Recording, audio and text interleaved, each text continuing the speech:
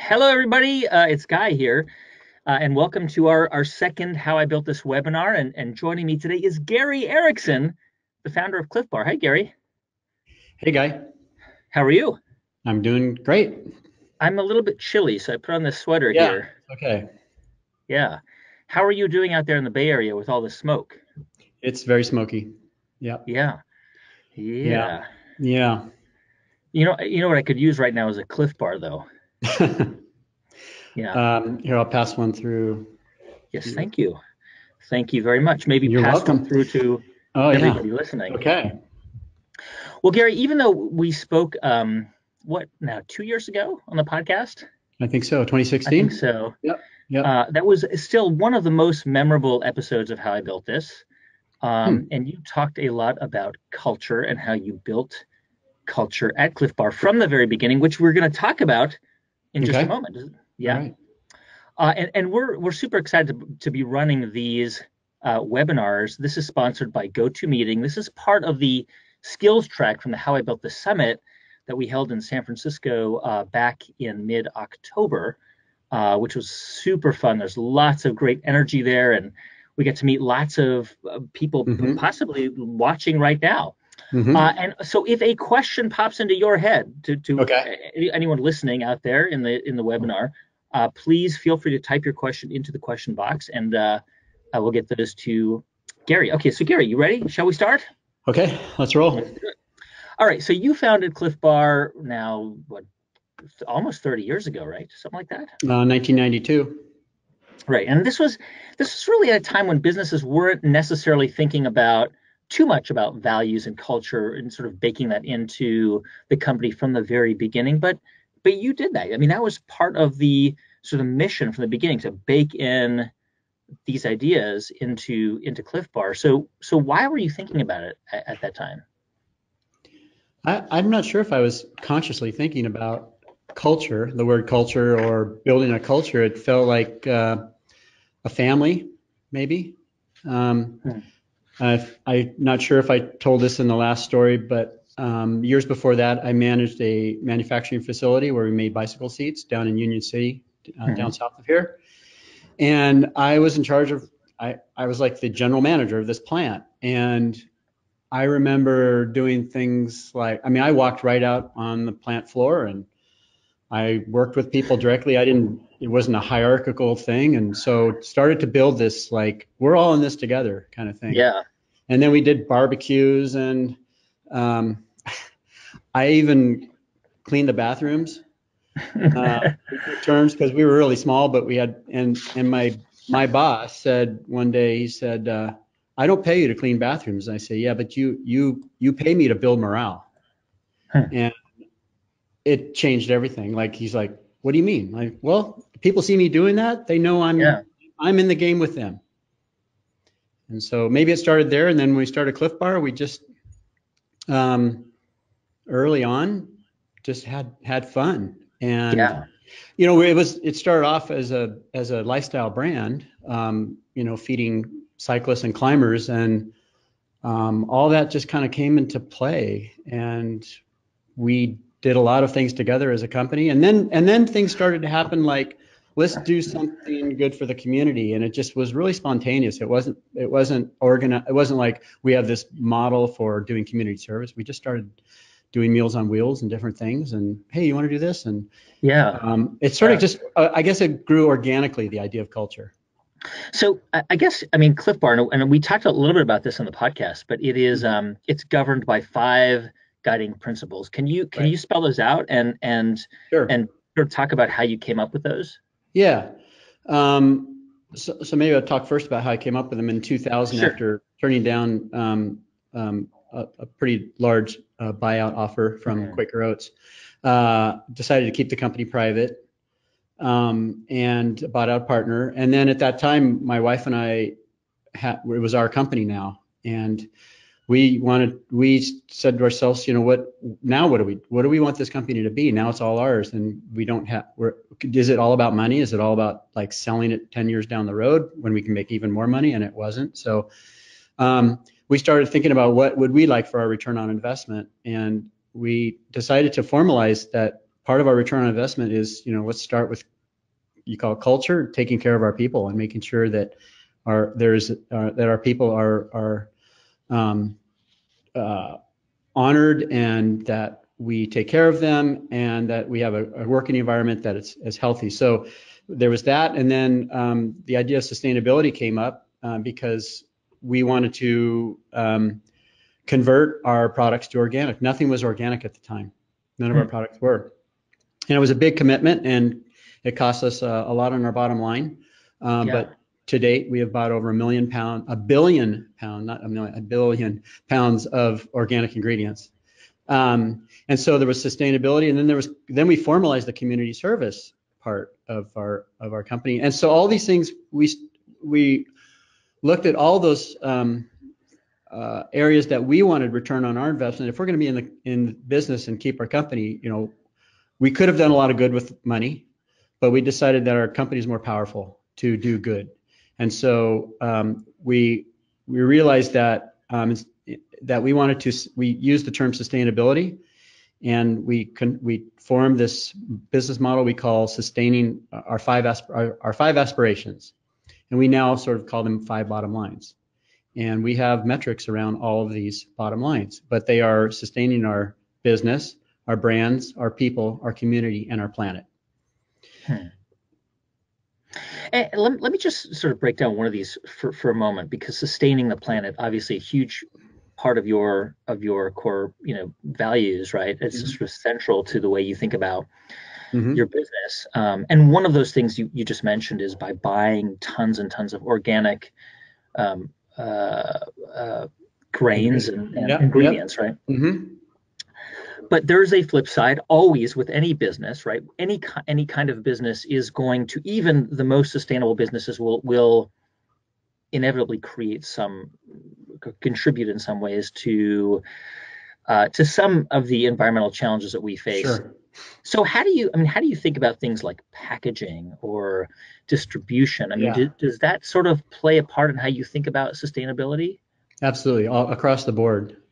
Zero waste, carbon neutral. All these things came into play. It started with a phone call to a friend who is now our VP of sustainability, and said, because when we bought out our partner, we knew that we had the freedom to do whatever we wanted. And before that, organic was a no-go because of expense of the cost. So now that we owned it, and my wife, our kids grew up on organic food, and why wouldn't we go organic when we could? Sure. So we did, called a friend, and then we said, hey, we want you to help take this company organic. And a month or so later, she called back on another phone call and said, I think it's more than just organic. I think we're talking about sustainability. And I'm like, what do you mean? And this is back in 2000. The word was not used much back then, believe it or not. It seems like it was used for decades, but it really hasn't been. And so as we explored what that meant not just our ingredients, because organic is like the pillar of it, but it's also looking at, how much energy are we using? What's our packaging look like? So we went across the board. And since then, the effort has been holistic around sustainability, and we've committed to it. And we're never going to be perfect, and no company ever is. But we are going to we call it moving towards sustainability. Well, one of the things that we talked about on the podcast when you were on it was the employee ownership, right? I think about 20% of the company is now owned by your employees. Yes. So how did that sort of change the way the company, the culture of the company? I would assume that creates a lot of loyalty, and it probably has the added bonus of employee retention when you sort of offer up a chunk of the company to people. Right. Yeah, when we first thought about it, we thought 20%. Wow, it's not that much, but it's a lot. And it changed the culture again. At first, it was a desire for us to offer our employees something besides the gold watch when they retired after 25 years. Mm. We had this visualization of someone that's worked here for 25 years or more, and then they retire, and we give them their final paycheck to say thanks for all the hard work. And we're like, that's not cool. And yeah, 401k and all that, but we wanted to, and both of our parents, kids and my parents had pension plans from the state. My dad worked for the state. My mom was a school teacher.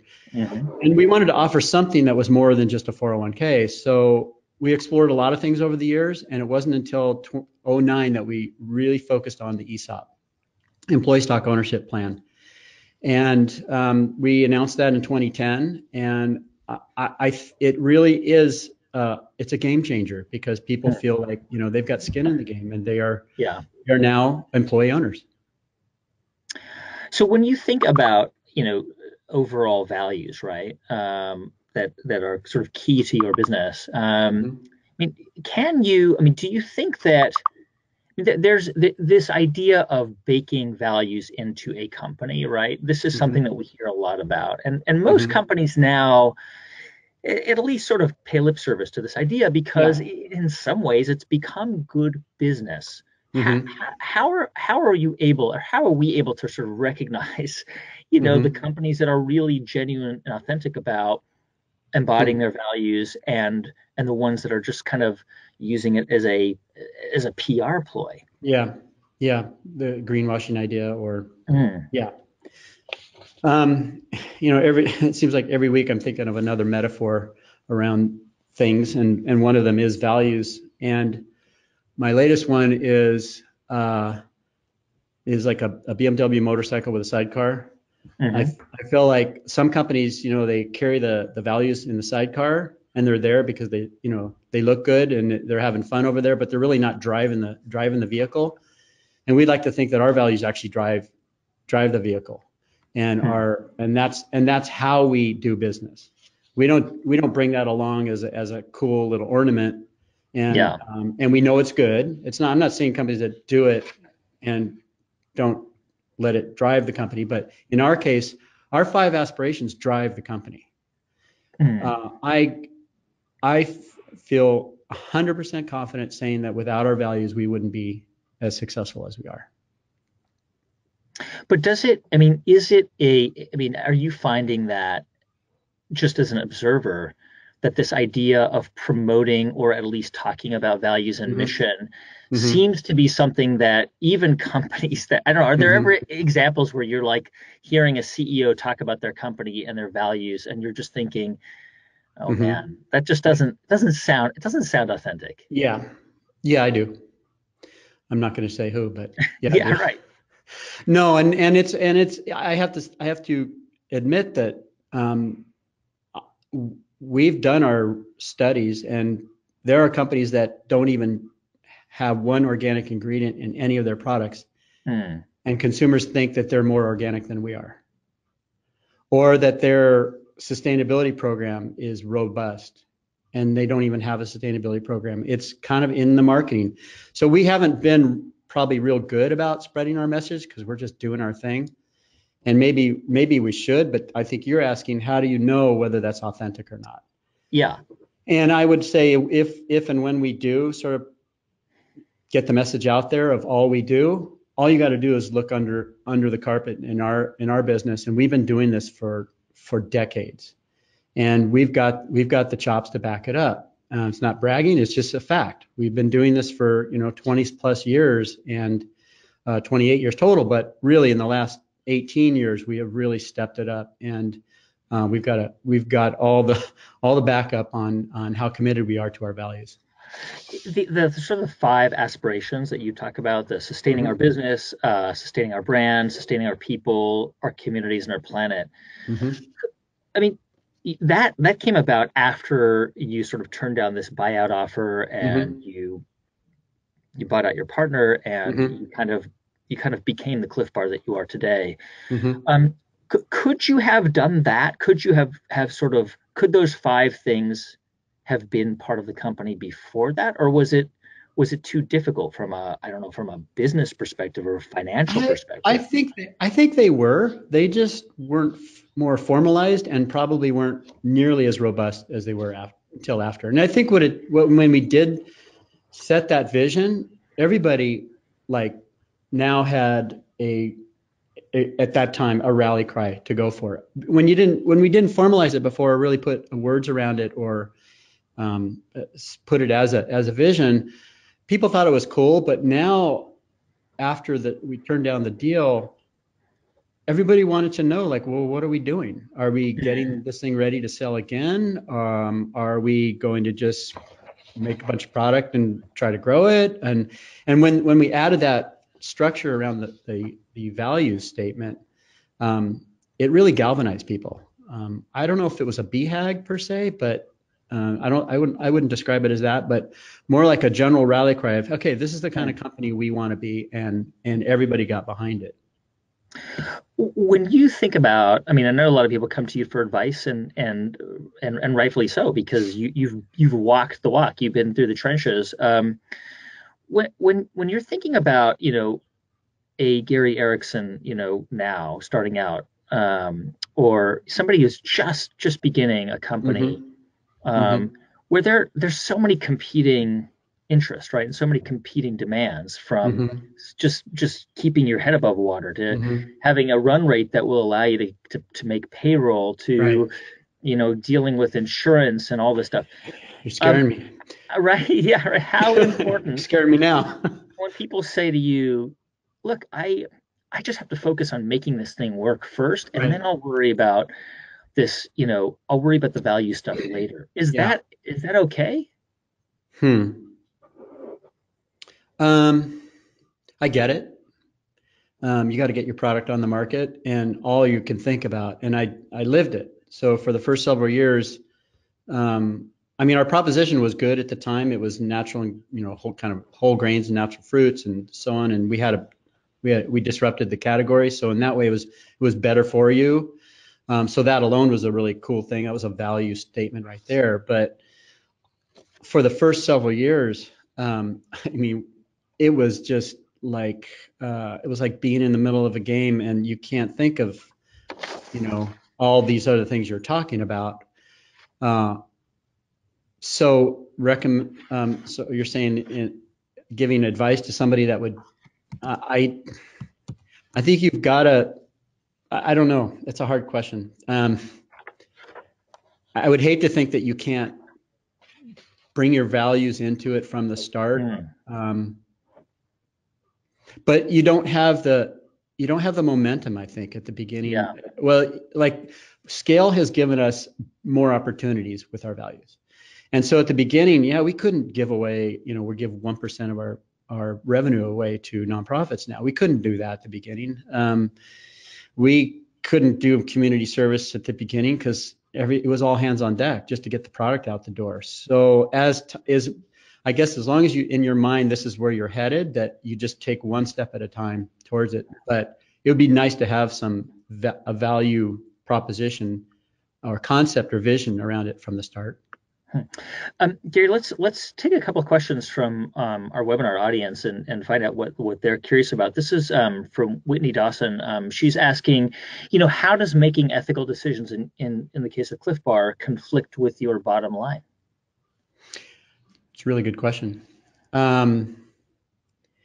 So my wife Kit, lately, her metaphor has been like, any material decision that we make, we look through the lens of the 5 bottom lines. So, in some cases we will have to compromise or make a change that might affect our bottom line. So I'll give you an example.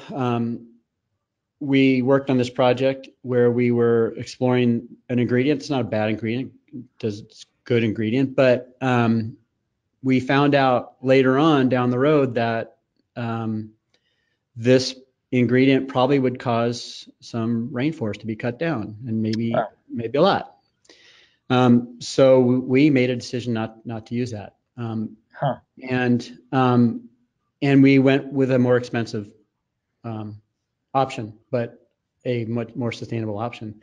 Another example would be, so we built a bakery in Twin Falls, Idaho. Right. And from the ground up. And so we by looking through that lens of 5 aspirations, you had to think about things like, are we gonna try to lead certify this? Are we going to create our own energy?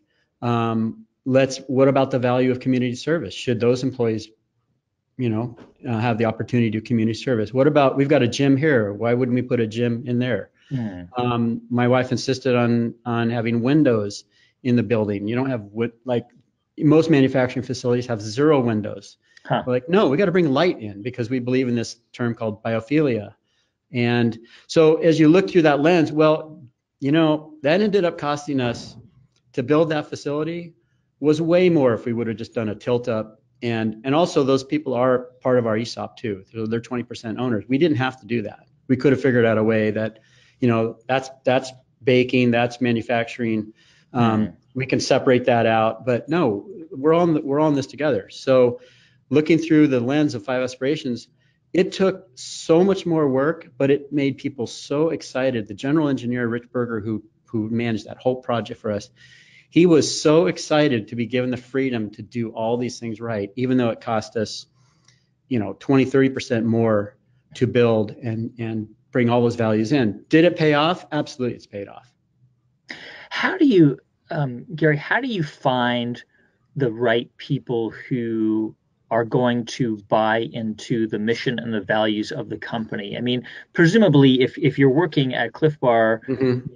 you subscribe to these values, you subscribe to these five aspirations. Yeah. But Yeah. how do you?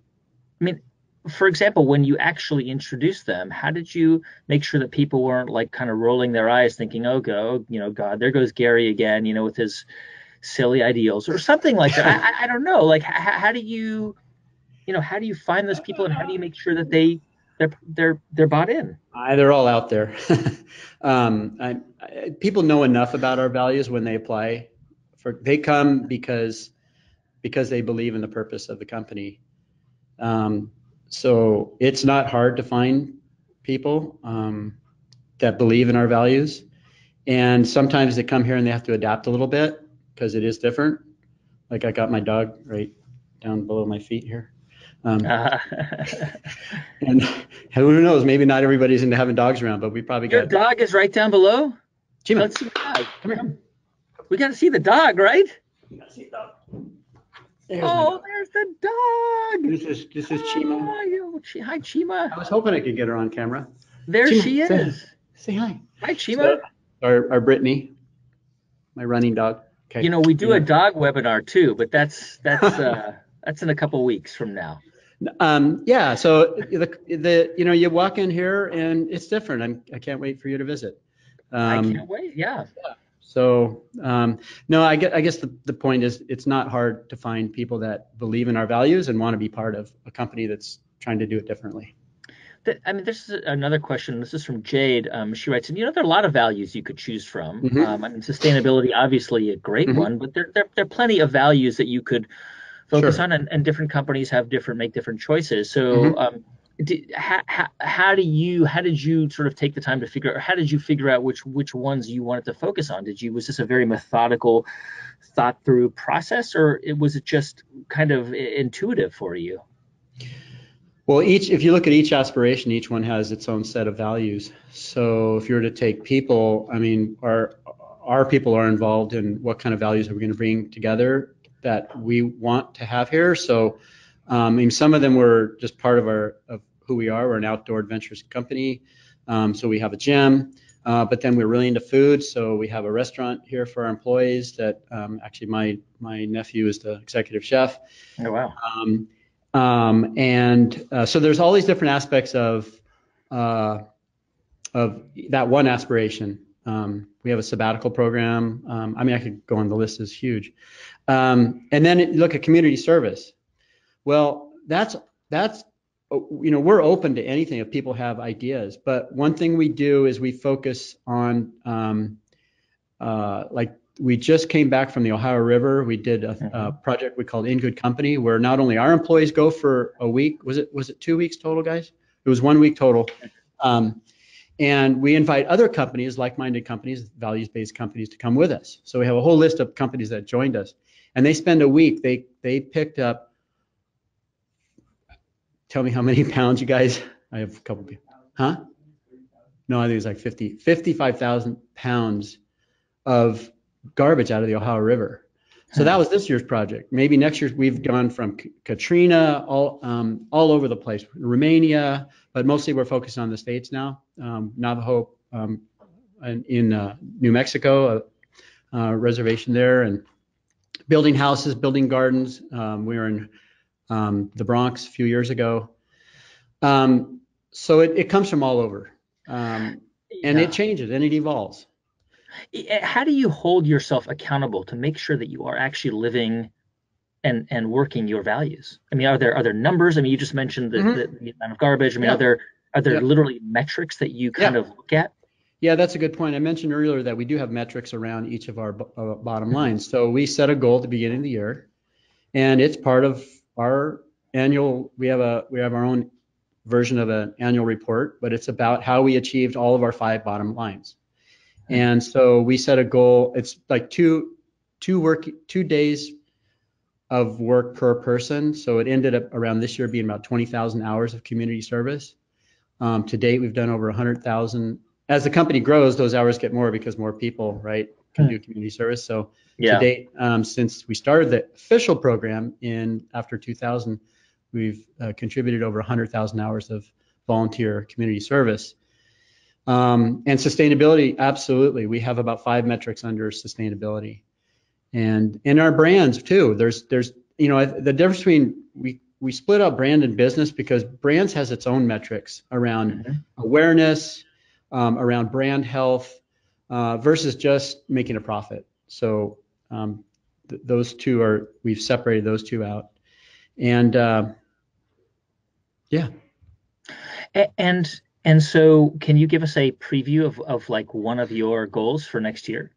Something you're thinking, maybe it hasn't been determined yet, but just I think we'd like to get our awareness up this next year and get our story out a little better than we have, so that people know that have a clearer picture of the values that we've had for 28 years.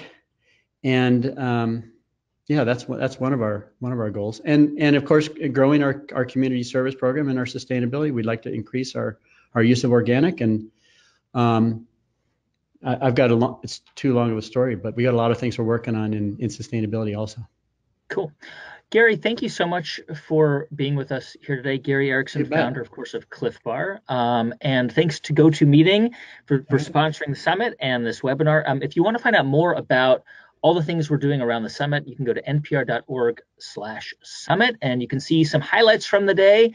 And you can check out our very first webinar on that website too. That's npr.org/summit. And you can continue the conversation by joining our community on Facebook. You can find that group by searching the phrase "How You Built That." Gary, thank you again. Thanks, Guy. For being here. And let's stay tuned for the dog webinar in a couple weeks, I hope. Okay. And thank you all at home for joining us. And we'll see you next time. All right. Thanks, Guy. Thanks, everybody.